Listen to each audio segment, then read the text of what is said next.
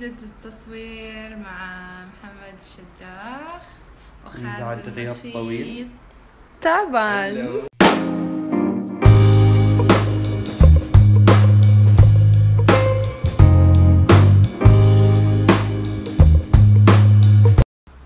هاي يا شعب، أنا في لبس شداخ. ميك اب توتوريال جلسة تصويرنا اليوم.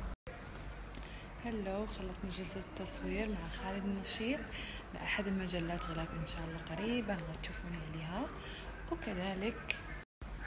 وكذلك صورنا آخر لقطة من فيديو كليب أرقص اللي غادي ينزل قريبا إن شاء الله. إنتاج ألترك برودكشن. ثانك يو لإدارة أعمال، وشكرا لكل الناس اللي كانوا اليوم، شكرا على مجهوداتهم جميعا. وطبعا جلسة التصوير واللقطة اللي صورناها ميك اب شعر، مثل ما قلت المكياج والشعر كان اليوم من إبداع الجوكر المحترف الشداخ اللي مو أي كلام وخربت.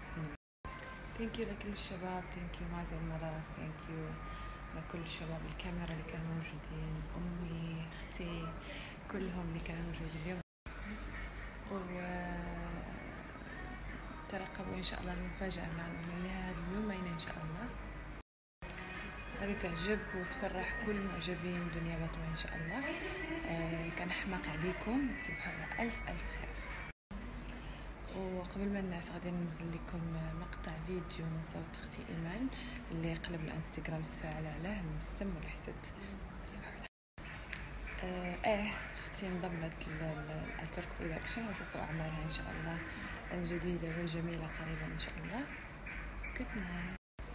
قبل جود نايت، هي بعدا كملات يعني بقى لها غير عام ان شاء الله تاخذ البكالوريا ديالها ان شاء الله، وغادي ترجع باش تبدا الهم بوشنا المشطح ما غنى باقي كيدفعوا فيه في الصف التاسع والصف العاشر.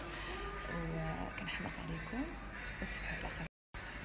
وغدا ان شاء الله غادي ننزل لكم جلسه التصوير اللي صورتها ان شاء الله مع خالد النشيط ومحمد الشداخ. ثانك يو زوجي محمد ترك على وقفتوا معايا ومجهوداته، كنحماق عليكي ابو غزل.